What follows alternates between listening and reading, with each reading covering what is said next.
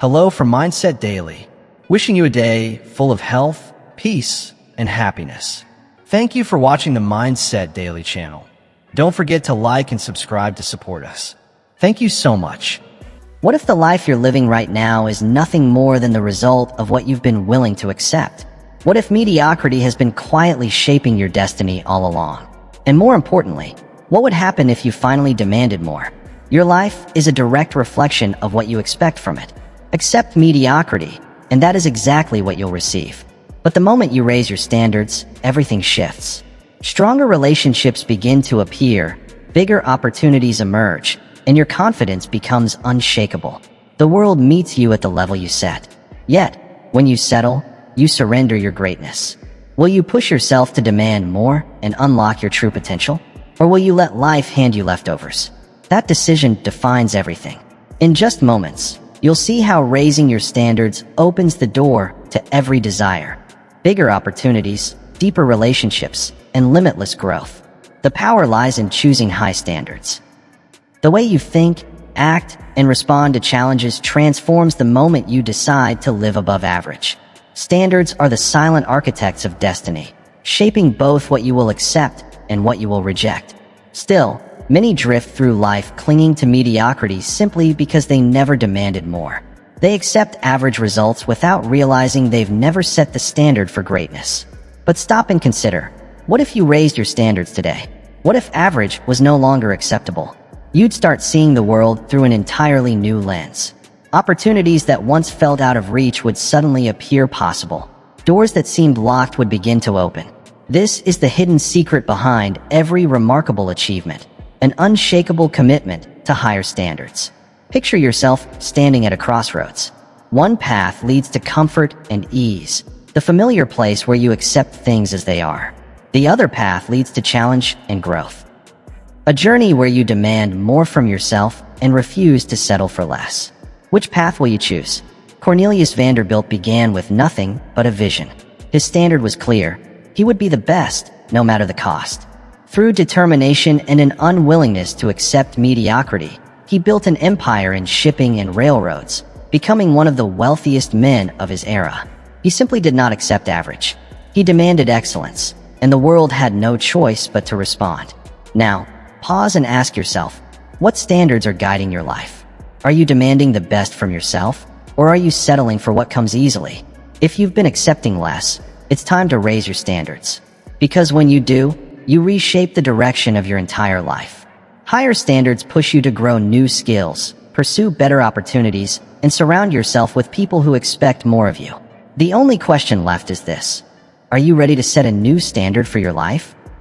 If the answer is yes, then the journey begins now, by breaking free from the invisible walls of limiting beliefs. The most dangerous prison is not built of bricks and bars. It is the fortress of belief that traps potential. Inside these unseen walls, dreams fade and possibilities shrink, all because we've accepted limitations as truth. Medical experts once declared that running a mile in under 4 minutes was impossible, warning it could even destroy the human heart. Yet Roger Bannister refused to accept that verdict. When he crossed the finish line at 3:59, he shattered more than a record. He shattered a belief. When Bannister broke that barrier, he didn't just set a record. He shattered a collective mental wall. Only 46 days later, Australian runner John Landy surpassed his time. Within 3 years, 16 more athletes had done what the world once believed was impossible. History repeats this pattern again and again. The Wright brothers took flight when experts insisted that heavier-than-air machines would never leave the ground. Thomas Edison tested over 10,000 materials before finally creating the light bulb, while critics dismissed his efforts as foolish.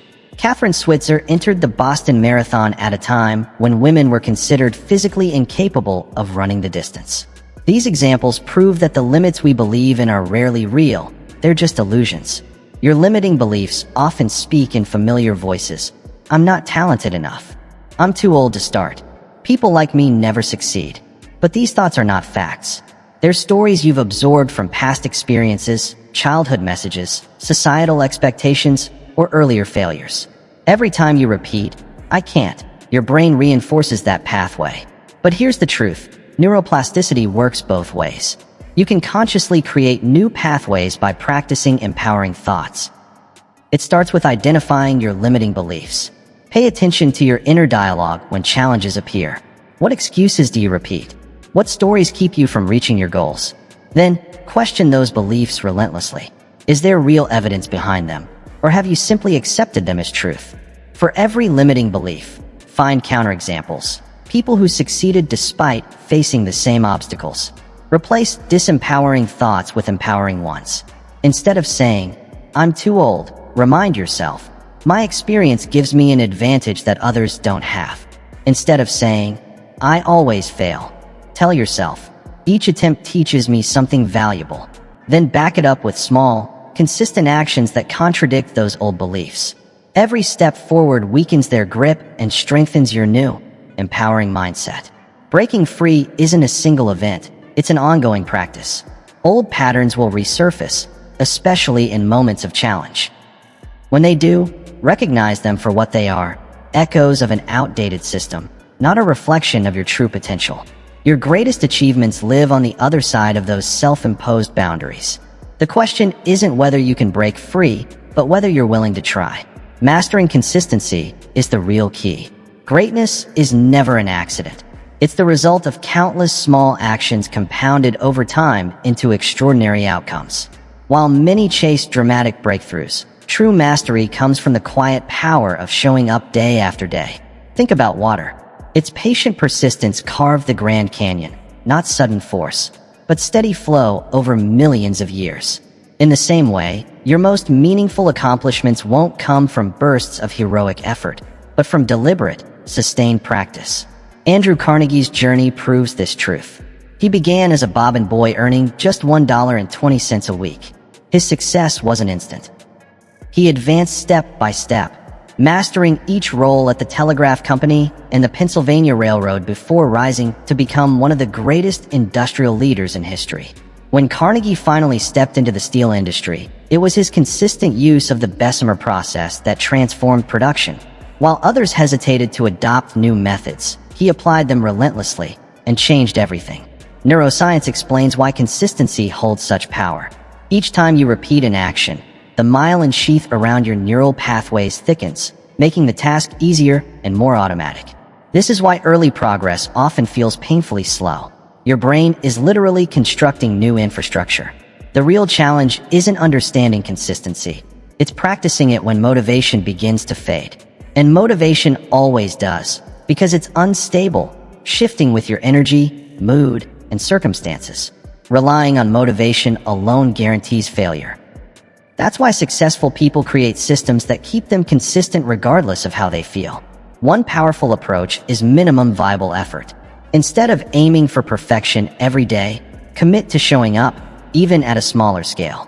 On tough days, a 5-minute workout or writing just 50 words keeps the chain alive while honoring your limits.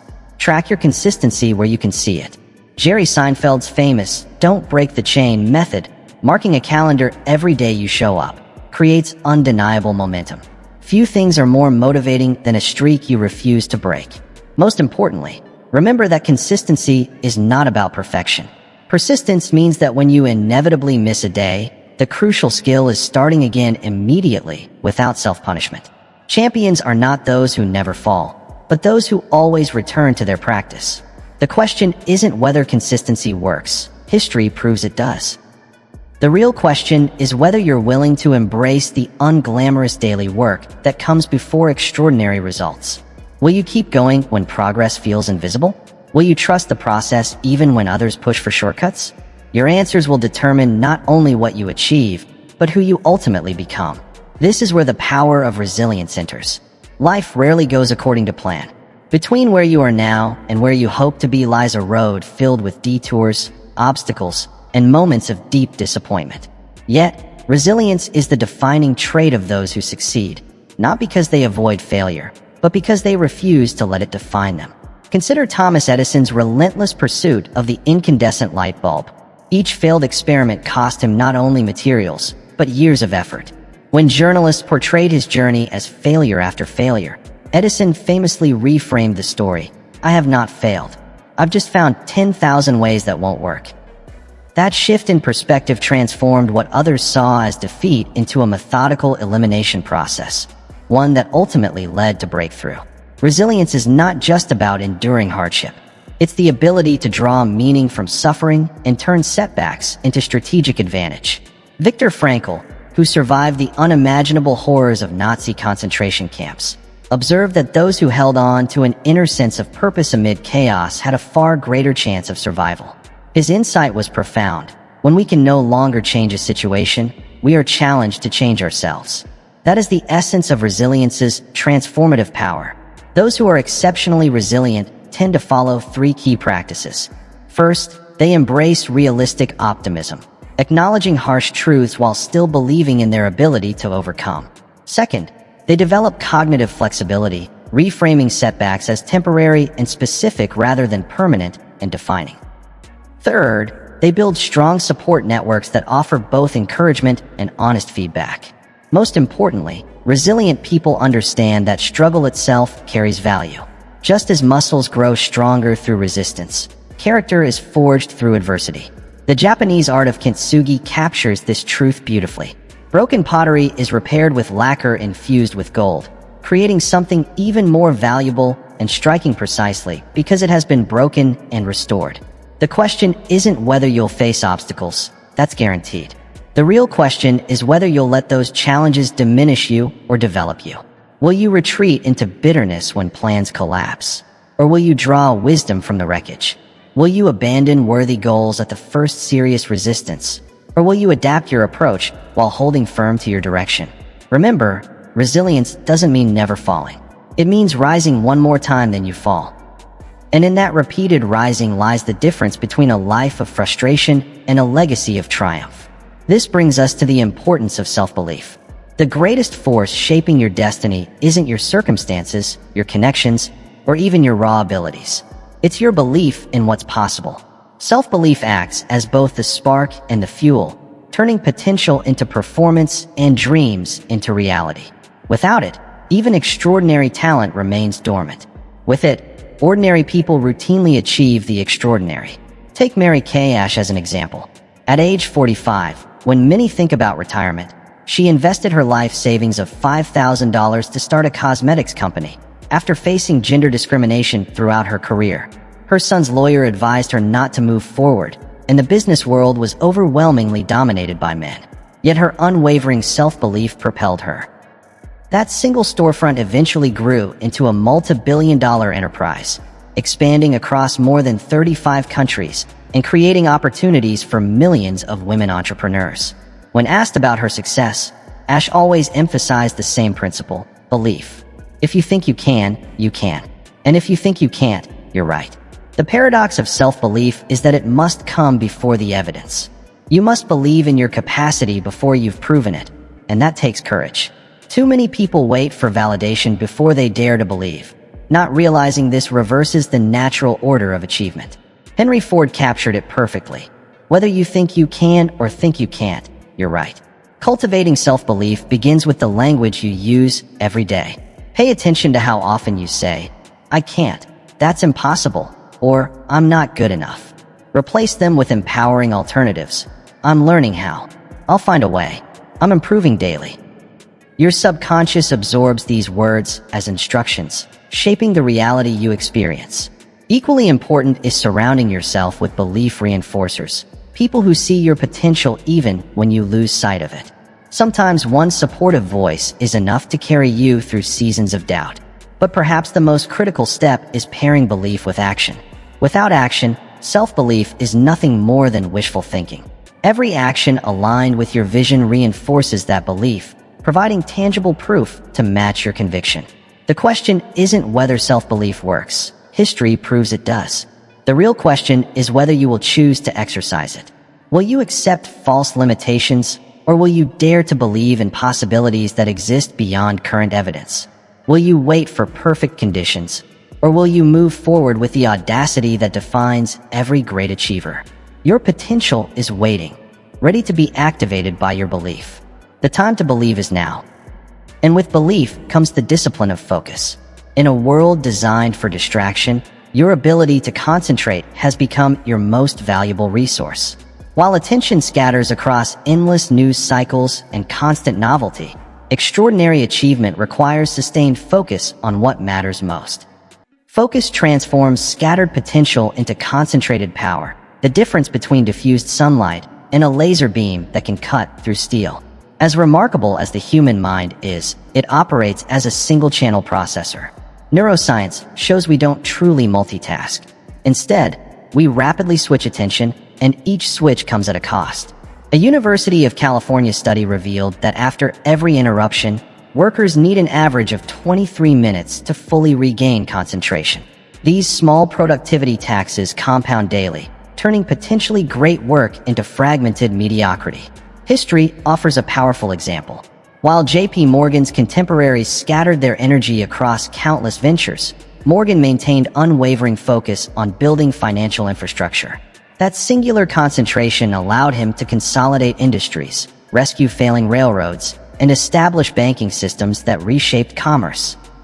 During the Panic of 1907, when Wall Street faced collapse, Morgan famously locked rival bankers in his library and refused to let them leave until they forged a solution.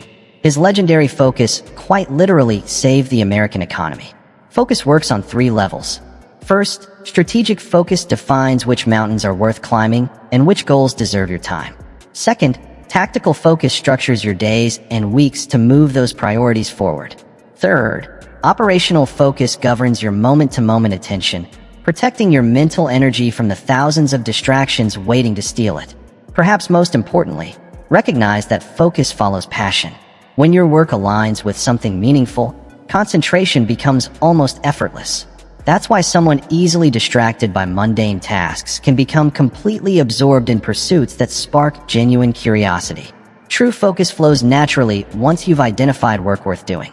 But ask yourself, how much of your day slips away in distracted half-attention? How many transformative projects remain unfinished because you were pulled into minor urgencies? And what greatness might emerge if you directed your full energy toward your highest priorities? In an age of constant distraction, the future belongs to those who master the discipline of focus. The question isn't whether focused attention works. It's whether you're willing to protect it as fiercely as any other irreplaceable asset. Will you keep surrendering your attention to whatever shouts loudest? Or will you reclaim it for what matters most? Life unfolds through the gateway of choice. Each decision, whether monumental or seemingly trivial, carries cumulative power to shape your reality in ways few forces can match. While some drift through life, allowing circumstances and other people's expectations to dictate their path, true masters of decision-making design their destiny through deliberate choices. Choices rooted in their deepest values and boldest aspirations. In the end, the quality of your decisions determines the quality of your life. This is an abstract philosophy, but practical truth. Your health, your relationships, your career, and your fulfillment all crystallize from the thousands of choices you make every single day. Conventional wisdom once dismissed aluminum as an impractical curiosity, far too expensive for commercial use. But Andrew Mellon made the bold decision to finance the Pittsburgh Reduction Company. While others hesitated, paralyzed by uncertainty, his decisive support helped spark a revolution in manufacturing, transportation, and consumer goods through aluminum's widespread adoption. Mellon's decisiveness didn't stop there. His banking decisions saved countless enterprises during economic downturns, and his art acquisitions eventually laid the foundation for the National Gallery of Art. His story proves that effective decision-making operates on 3 critical levels. First, values-based decisions establish your fundamental priorities, what truly matters in your life. Second, strategic decisions determine your direction and resource allocation. Third, tactical decisions guide daily implementation. Mastery comes when all 3 align, ensuring that your moment-to-moment choices consistently advance your highest priorities. Neuroscience shows that decision fatigue can undermine judgment. Each choice you make drains cognitive resources, weakening the quality of subsequent decisions. This explains why even brilliant minds can make poor calls when mentally exhausted. Surprisingly, creating decision frameworks and routines doesn't limit your freedom. It actually preserves it for the choices that matter most. Exceptional decision-makers share 5 practices. First, they clarify their values, using them as filters to eliminate options that conflict with core principles. Second, they gather enough, but not excessive, information, avoiding the trap of analysis paralysis. Third, they seek counsel from trusted advisors while still owning the final decision. Fourth, they set deadlines to prevent endless deliberation. Fifth, they commit fully once a decision is made, channeling all energy into action rather than second-guessing. Just as important, they understand that indecision is itself a decision, and often the worst one. Theodore Roosevelt captured it well. In any moment of decision, the best thing you can do is the right thing. The next best is the wrong thing, and the worst is to do nothing. So reflect honestly. How often have you postponed choices while waiting for perfect clarity that never came? How many opportunities slipped away while you hesitated? And how much mental energy have you wasted by endlessly revisiting undecided matters? Decision-making is like a muscle. It grows stronger with deliberate practice. Start with small choices, made promptly and with confidence. From there, graduate to larger decisions using structured methods like pro-con lists or decision matrices. Over time, you'll develop the decisive instinct that defines exceptional leaders. The most empowering truth is this: while you cannot control every outcome, you have absolute control over your decisions. The only question is whether you'll use that power intentionally or surrender it to passivity and procrastination. Your answer may be the most important decision you ever make. And this leads to the strength of self-discipline. The distance between aspiration and achievement is bridged by a single quality: discipline. Talent may create possibility, and strategy may provide direction, but only disciplined execution transforms potential into reality. This ability to choose long-term fulfillment over immediate gratification separates those who merely dream from those who deliberately shape their destiny. Self-discipline functions as a keystone habit, strengthening every area of performance. Neuroscience confirms this through studies showing that willpower is a trainable resource. Each discipline choice strengthens the neural pathways tied to focus and impulse control. Over time, this creates a virtuous cycle where discipline generates even greater discipline, compounding your ability to achieve across every domain of life. Consider Cecil Rhodes, born into a modest clergy family as one of 11 children. At 17, he arrived in South Africa with fragile health and very limited resources. While others rushed into the diamond fields chasing quick wealth, Rhodes studied the industry carefully, realizing that consolidation would unlock massive value. Despite near-fatal heart problems and numerous setbacks, he systematically acquired claims and founded De Beers, ultimately controlling 90% of the world's diamond production. His disciplined persistence also extended beyond business. He pursued education at Oxford while managing his commercial empire and later established the Rhodes Scholarship, which continues to develop leaders more than a century later. This pattern of disciplined persistence is evident in every field. Olympic athletes train relentlessly regardless of motivation. Writers produce pages daily whether inspiration strikes or not. Entrepreneurs endure countless rejections before finally breaking through. Their common denominator is not extraordinary willpower, but ordinary willpower applied with extraordinary consistency. Self-discipline reveals itself through 3 essential practices. First, clarify compelling purposes that give meaning to discipline rather than making it mechanical. Connecting daily actions to deeper values creates intrinsic motivation that sustains effort when willpower runs thin. Second, design environments that make disciplined choices easier. Removing temptations proves far more effective than resisting them again and again. Third, create recovery rituals to restore depleted willpower. Even elite performers rely on renewal through sleep, nutrition, exercise, and intentional disconnection to maintain consistency. Most importantly, remember that discipline is not about perfection, it's about persistence. A disciplined person isn't immune to failure, but recovers quickly, maintaining forward momentum despite inevitable setbacks. Ask yourself, how often have you abandoned worthy goals at the first sign of difficulty? How often have fleeting comforts derailed your most important commitments? And what achievements remain unrealized simply because discipline faltered when determination should have deepened? Building self-discipline starts with small, consistent victories, rising with the first ring of the alarm clock, completing promised tasks without needing reminders, honoring commitments to yourself with the same seriousness you show to others. These small triumphs cultivate the mindset required for major achievement. The real question isn't whether you're capable of discipline. You are. The question is whether you're willing to accept short-term discomfort in exchange for long-term mastery. Will you continue yielding to impulse, or will you forge the disciplined character that makes success inevitable rather than accidental? From here emerges the foundation of unshakable confidence. At the heart of every extraordinary achievement lies this invisible force, confidence that rises above circumstance. Talent and strategy may matter, but nothing multiplies potential more than unwavering belief in your abilities. And this is an abstract theory. Confidence directly influences performance, regulating stress hormones, sharpening cognitive function, and even improving physical coordination. True confidence doesn't come from external validation, but from internal cultivation, a deliberate practice of building trust with yourself. Each time you honor a commitment, face a challenge directly, or recover from a setback, you add to your reservoir of confidence. Over time, these accumulated experiences create unshakable self-trust that withstands inevitable trials. Consider Richard Arkwright, the youngest of 13 children born to poor parents. With little education, he began as a barber's apprentice. Lacking training, money, or social connections, he still spotted opportunities in textile manufacturing that others ignored. When his early spinning frame prototypes met skepticism and even sabotage from competitors, Arkwright refused to give up. His persistence paid off. His water frame revolutionized textile production, established the factory system of the Industrial Revolution, and transformed him from a penniless barber into a knighted industrialist. This pattern echoes throughout history.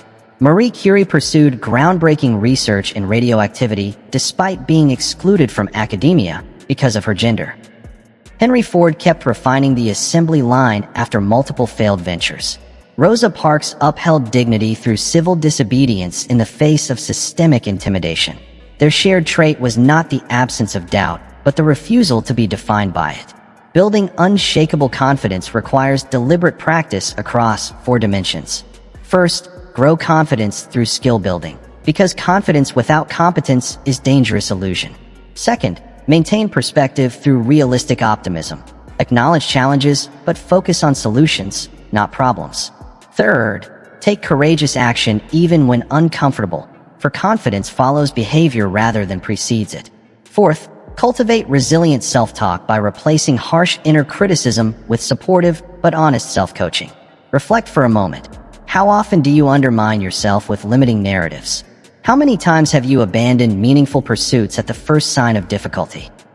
And what new possibilities might open if you face challenges with unshakable belief in your ability to either succeed or learn something valuable? Developing confidence begins with recognizing your inner saboteur, the voice that underestimates your abilities and exaggerates potential failures. When that voice emerges, counter it with evidence of your past successes, no matter how small. Confidence doesn't appear overnight. It grows steadily through consistent small victories, not rare dramatic wins. The real question isn't whether you ever feel doubt, because everyone does. It's whether you allow temporary uncertainty to become a permanent limitation. Will you continue surrendering to fear, or will you cultivate the courageous confidence that turns aspirations into achievements? The truth is, the world bends to those who move with unshakable confidence. Not because reality itself changes, but because confident people persistently search for solutions where others see only obstacles. And this brings us to the next pillar, embracing change as the pathway to growth. Change arrives uninvited but inevitable.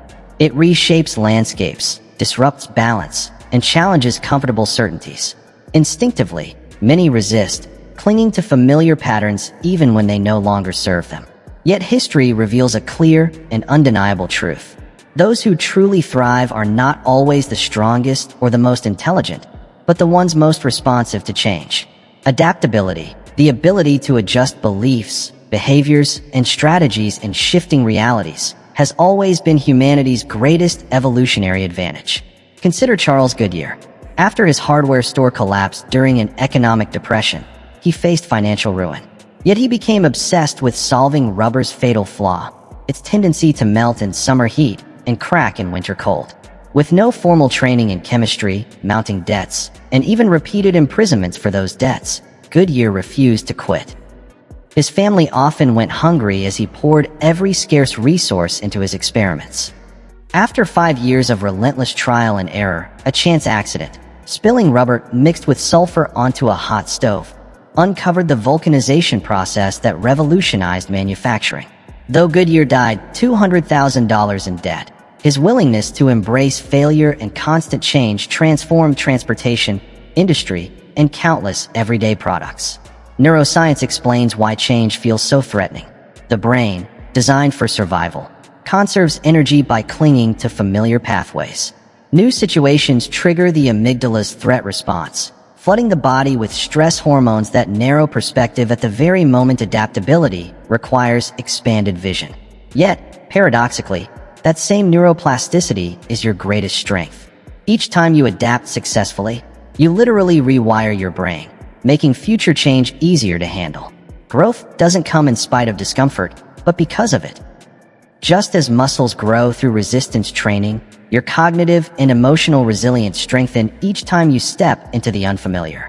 This is why the seasons of greatest personal growth often align with major life transitions, whether chosen or forced upon you. 3 practices set apart those who harness change for growth. First, cultivate mental flexibility by challenging assumptions and learning to view situations through multiple perspectives. Second, develop emotional agility. Acknowledge difficult feelings without letting them dictate your behavior. Third, practice deliberate discomfort by intentionally seeking growth-oriented challenges instead of waiting for change to strike uninvited. Reflect honestly. How often do you resist necessary changes out of fear? How many times have you treated challenges as threats instead of invitations to evolve? And what potential still lies dormant because comfort has taken priority over transformation? The real question isn't whether change will come, it always does. The question is whether you'll resist it or embrace it as the catalyst your growth requires. This brings us to the power of accountability. The difference between those who merely dream and those who achieve is not talent or opportunity. It is their commitment to accountability. This invisible force, the willingness to answer for your actions and outcomes, transforms fleeting intentions into tangible results. Without accountability, goals remain stuck in progress. With it, they become inevitable achievements. Accountability works through 2 powerful mechanisms. First, it creates a psychological commitment that makes quitting harder than pressing on. Second, it builds feedback loops that reveal blind spots and speed up course corrections. Together, these forces create conditions where sustained progress becomes not only possible, but highly probable. Consider John D. Rockefeller's methodical rise to immense wealth. Starting as a bookkeeper at just 16, he demonstrated remarkable accountability long before he acquired extraordinary resources. While others in the chaotic early oil industry operated carelessly, Rockefeller introduced rigorous accounting systems that tracked every cent earned and spent. His famous ledger books, maintained throughout his life, documented not only business transactions, but also personal expenses with meticulous precision. This commitment to financial accountability revealed inefficiencies invisible to his competitors, allowing Standard Oil to refine petroleum at 2.5 cents per gallon while rivals needed 3 cents. That seemingly small margin, scaled across an industry, created a massive competitive advantage. Rockefeller's accountability extended beyond finances into his daily habits. Rising at exactly 6:20 a.m. each morning, he lived with remarkable personal discipline. He treated self-accountability with almost religious devotion. When asked about the formula for his success, Rockefeller replied, "I believe it is a religious duty to get all the money you can fairly and honestly, to keep all you can." This comprehensive framework of accountability lifted him from modest beginnings to become history's first billionaire. High accountability individuals share 3 common practices. First, they create concrete measurement systems. Vague aspirations become specific goals with clear metrics and timelines. Second, they build supportive structures, accountability partners, coaches, or public commitments that make giving up far more uncomfortable than following through. Third, they establish regular review processes, consistently evaluating progress and adjusting based on results rather than intentions.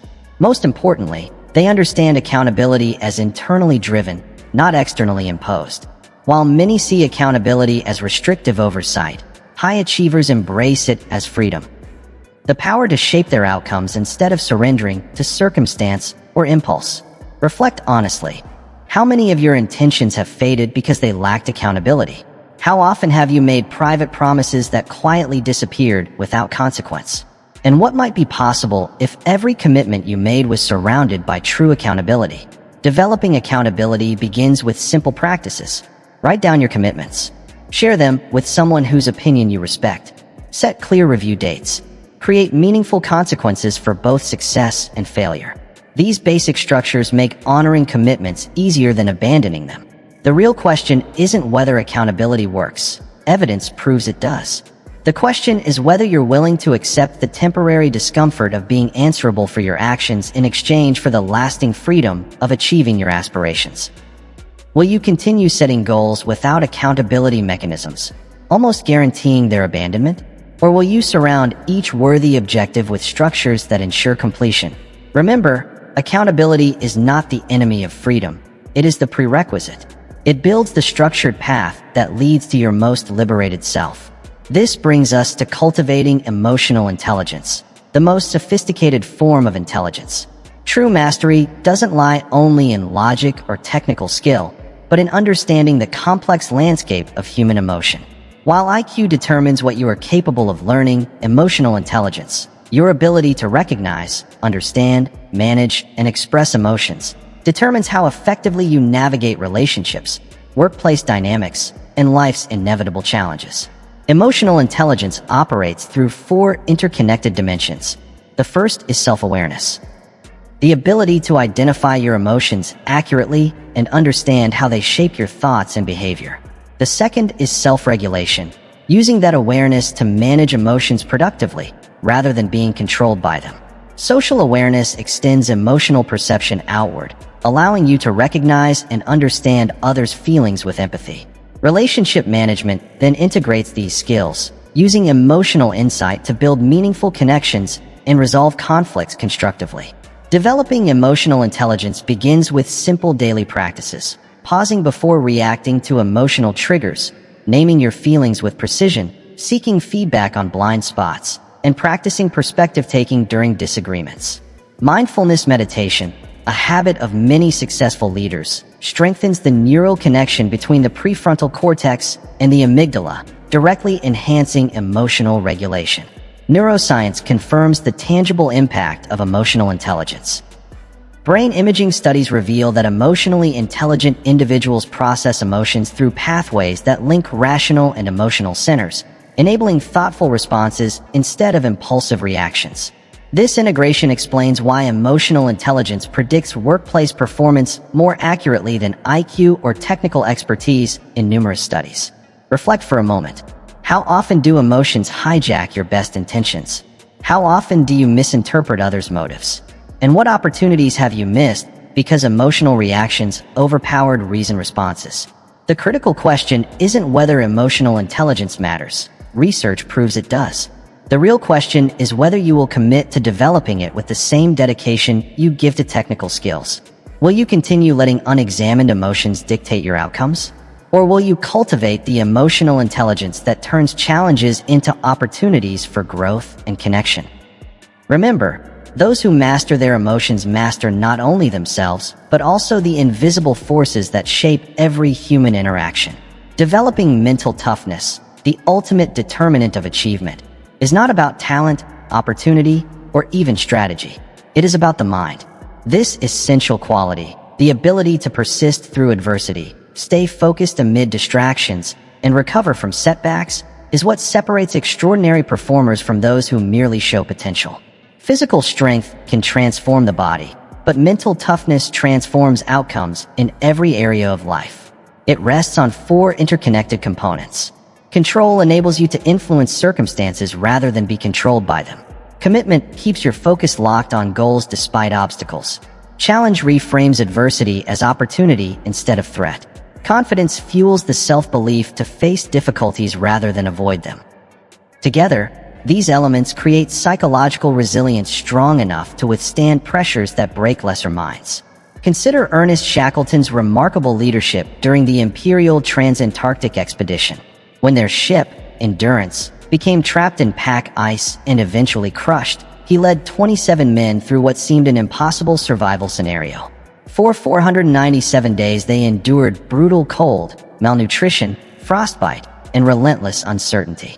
When morale wavered, Shackleton showed unshakable optimism, reminding his men that difficulties are just things to overcome. When provisions dwindled, he gave up his own share to keep others alive.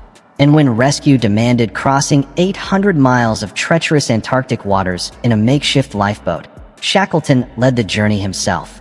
His mental toughness wasn't just about endurance. It was about sustaining hope and morale that kept every single crew member alive against impossible odds. Developing mental toughness begins with deliberate discomfort, exposing yourself to challenges that expand your limits. Olympic swimmers train in adverse conditions on purpose. Special Forces candidates endure sleep deprivation to harden their resilience. While such extremes aren't necessary in daily life, the underlying principle remains universal. Comfort is the enemy of growth. Each time you voluntarily embrace difficulty, whether physical strain, intellectual struggle, or emotional discomfort, you expand your capacity to handle future adversity. Neuroscience confirms that mental toughness can be systematically built. Research shows that deliberate stress exposure, followed by recovery, creates psychological adaptation, much like muscles grow stronger through resistance and repair. This explains why people who regularly face challenges develop sharper emotional regulation, optimize stress responses, and stronger performance under pressure. 3 practices set mentally tough individuals apart. First, they cultivate constructive self-talk, replacing catastrophic interpretations with realistic assessments and solution-focused thinking. Second, they use intentional breathing and physiological control under stress, regulating their responses instead of being hijacked by them. Third, they visualize success through adversity, mentally rehearsing effective responses to obstacles before they appear. Now reflect honestly. How often have you abandoned a meaningful pursuit at the first sign of resistance?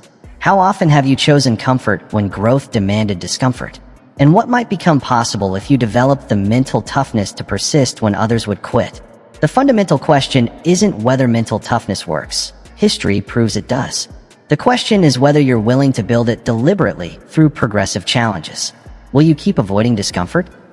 Or will you cultivate the toughness that turns obstacles from roadblocks into stepping stones? Remember, mental toughness is not about never feeling fear, pain, or doubt. Mental toughness is not about eliminating fear or doubt. It's about moving forward in spite of them. This leads us to the art of delayed gratification. The divide between extraordinary achievement and lifelong mediocrity often comes down to a deceptively simple choice: the willingness to sacrifice short-term pleasure for greater long-term rewards. Our brains are naturally wired for instant gratification, a survival instinct from evolutionary history. Yet mastering delayed gratification is one of the strongest predictors of lasting success in every field of life.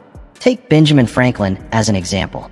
While his contemporaries chased immediate pleasures, Franklin followed rigorous daily routines.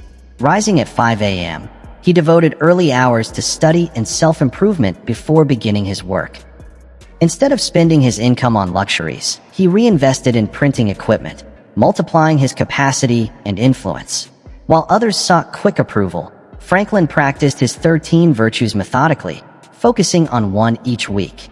His well-known statement, "An investment in knowledge pays the best interest," captured his belief in sacrificing comfort today to build capacity for tomorrow. Franklin's delayed gratification went beyond personal growth. He established America's first lending library when he could have profited by keeping books private. He refused to patent his inventions, even when profit was guaranteed. He spent years abroad securing French support for American independence instead of enjoying a comfortable retirement. Again and again, he sacrificed immediate rewards to build a legacy that spanned science, politics, publishing, and diplomacy. Great achievements are impossible without disciplined patience. The practice of delayed gratification rests on 3 key habits. First, future visualization. creating vivid mental images of long-term rewards that make them emotionally powerful against short-term temptations. Second, impulse interruption, deliberately inserting space between stimulus and response through methods like the 10-second rule. Third, environment design, structuring your surroundings to make disciplined choices easier by removing immediate distractions. Most importantly, delayed gratification becomes self-reinforcing. Each time you choose future rewards over present comfort, you strengthen both the neural pathways that support this skill and your belief in your ability to practice it. Over time, these consistent choices build momentum, transforming isolated acts of discipline into lifelong patterns. Now reflect honestly. How many investment opportunities have you ignored because they required upfront sacrifice? How often have fleeting comforts derailed long-term health, financial, or career goals?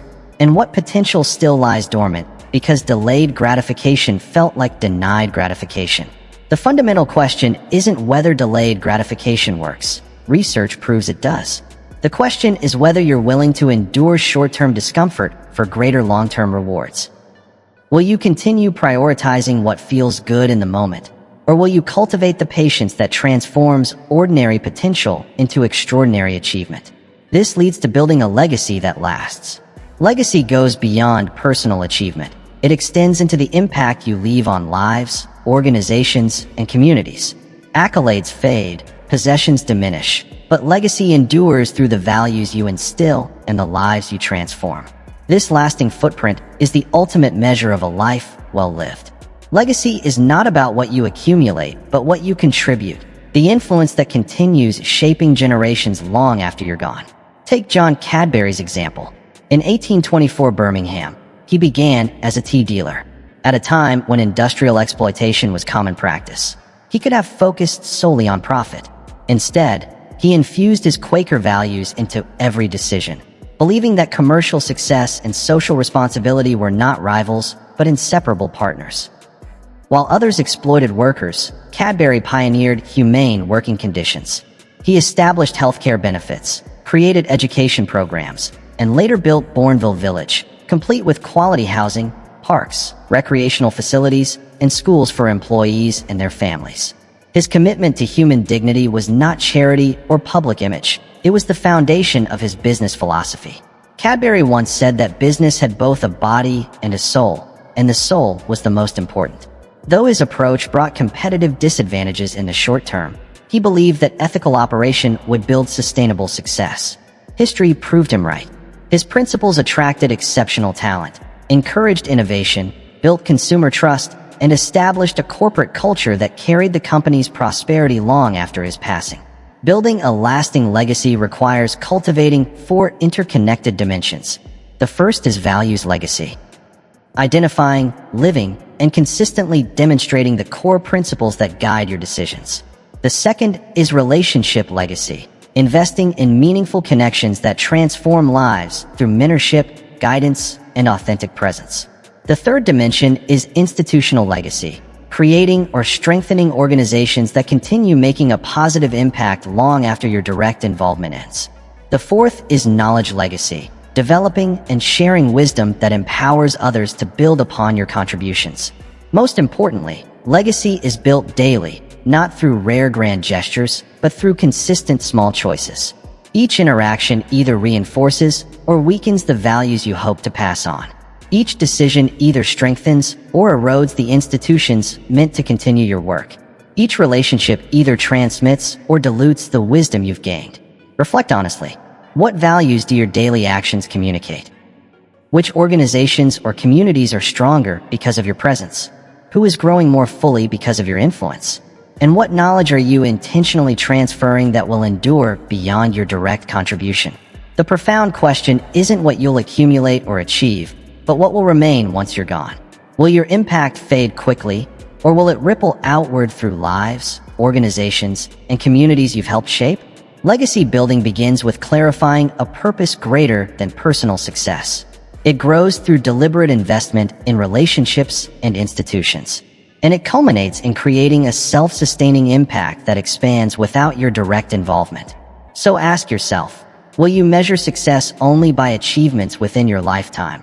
Or will you cultivate the patience, vision, and generosity to build something truly enduring? This leads us to mastering the art of time management. Time is life's ultimate equalizer, granting every person the same 24 hours a day, regardless of wealth, status, or ambition. Yet while some extract extraordinary value from this fixed resource, others squander it on pursuits with little return. The difference lies not in having more time, but in managing it with strategic precision, transforming a finite resource into a powerful advantage. Time management is both a science and an art. The science lies in systematic approaches, organization, planning, prioritization, and the elimination of non-essential tasks. The art lies in knowing which moments deserve expansion and which should be compressed. True value comes not from efficiency alone, but from directing your hours toward meaningful contribution. Consider Thomas Jefferson's extraordinary productivity across fields that usually demand undivided focus. While serving as America's third president, ambassador to France, and Secretary of State, he also pursued architecture, invented devices, mastered multiple languages, maintained vast correspondence, and authored works that shaped the foundations of democracy. This was not just talent, it was deliberate time management. Jefferson rose at dawn, divided his day into structured increments, and kept meticulous records of how he used his hours. He once declared, "The sun has not caught me in bed in 50 years." For Jefferson, time was never casual. He treated it with the precision of a scientific experiment, testing methods, measuring outcomes, and refining his approach continuously. Effective time management rests on 4 interconnected practices. First, value clarification, distinguishing what truly matters from what only feels urgent. Second, intentional allocation, designing your calendar to reflect your priorities rather than being consumed by others' expectations. Third, focused execution. The third practice is developing the discipline to maintain deep concentration despite distractions. The fourth is strategic renewal, understanding that effective time management paradoxically requires scheduled recovery to restore mental energy. Most importantly, remember that time management serves a meaningful purpose beyond mere efficiency. The goal is not to become a productivity machine, but to create space for what matters most: deep relationships, meaningful work, personal growth, and contributions that outlast your lifetime. Reflect honestly. How often does your calendar reflect the priorities of others rather than your own? How many hours are consumed by low-value activities while high-impact opportunities remain untouched? What potential contributions are left unrealized because time flows unmanaged through your life? The fundamental question isn't whether time passes. It always does. The real question is whether it passes with purpose. Will you continue letting external demands and internal distractions fragment your attention? Or will you build the disciplines that turn time from an enemy into an ally? Mastering time management doesn't restrict your freedom, it creates it. It establishes the structured foundation that makes meaningful achievement not only possible, but inevitable. This leads us to the importance of strategic thinking. Strategic thinking goes beyond simple planning. It is the ability to envision possibilities beyond immediate circumstances while orchestrating resources and actions toward deliberate outcomes. While tactical thinkers excel at executing current tasks, strategic thinkers see patterns, anticipate consequences, and position themselves for opportunities others cannot yet see. This critical distinction explains why equally talented individuals often achieve vastly different results. Tactical thinking reacts to circumstances. Strategic thinking creates them. Tactical thinking solves today's problems. Strategic thinking prevents tomorrow's. Tactical thinking maximizes current resources. Strategic thinking develops future capabilities that reshape entire landscapes. Andrew Mellon's extraordinary impact on American industry illustrates the power of strategic thinking. Born the son of a judge in Pittsburgh, Mellon transformed banking by financing businesses others ignored, especially those at the tipping point of emerging industries. While conventional bankers clung to established patterns, Mellon studied industrial evolution and identified aluminum, steel, oil, and shipbuilding as sectors poised for explosive growth. His decision to finance Alcoa was more than just an investment. It was a strategic wager on aluminum's potential to revolutionize multiple industries. Mellon's brilliance went further, building synergistic portfolios where complementary holdings reinforced one another, strengthening every piece of the whole. As Treasury Secretary under 3 presidents, Mellon once again demonstrated strategic foresight. He implemented tax policies and debt reduction strategies that fueled America's unprecedented economic expansion during the 1920s. Even his art acquisitions reflected this mindset, as he systematically collected masterpieces that later formed the foundation of the National Gallery. Developing strategic thinking requires 4 interconnected capacities. First, systems perspective, the ability to see how components interact instead of viewing them in isolation. Second, pattern recognition, spotting recurring dynamics that reveal deeper trends and principles. Third, scenario planning, mentally simulating possible futures to prepare for multiple outcomes. The fourth capacity is disciplined patience, maintaining a long-term perspective even under pressure for immediate results. Most importantly, strategic thinking embraces paradoxes that tactical thinking tries to resolve too quickly. Strategic thinkers balance stability with adaptability, short-term performance with long-term capability, analysis with intuition, and global perspective with local execution. They understand that either / or thinking creates vulnerability, while both / and thinking creates resilience. Reflect honestly. How often do urgent tasks crowd out truly important ones? How often do immediate opportunities distract you from greater long-term advantages? And what possibilities remain unexplored because you're focused on executing today's plan rather than designing tomorrow's? The question isn't whether strategic thinking matters. History proves it does. The real question is whether you'll invest in developing it. Carving out time for reflection, studying systems, recognizing patterns, and cultivating the patience to position yourself for opportunities not yet visible. Strategic thinking isn't just about foresight. It's about shaping present conditions to make your desired future not only possible, but probable. This brings us to overcoming fear and embracing courage. Fear is humanity's oldest emotional response, a survival mechanism that once protected our ancestors from real threats. Yet today, it often holds us back, stealing opportunities, relationships, and achievements that define a fully lived life. The neuroscience of fear reveals its deceptive nature. When you face uncertainty, the amygdala floods your body with stress hormones, triggering fight or flight before your prefrontal cortex has the chance to rationally assess the risk. This evolutionary wiring creates an illusion.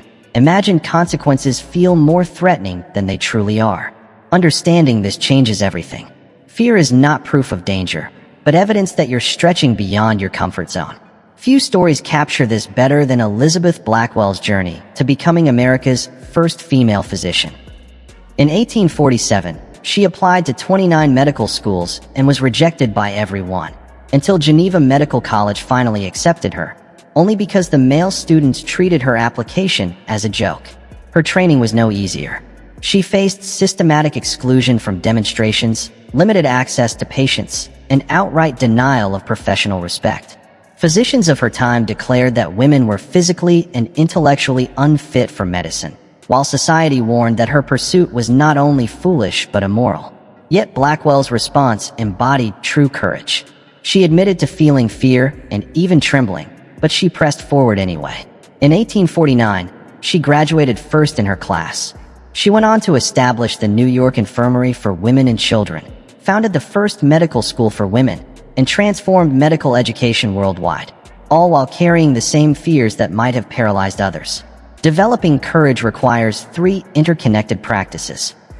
First, perspective expansion, recognizing that fear often exaggerates consequences while underestimating your ability to handle them.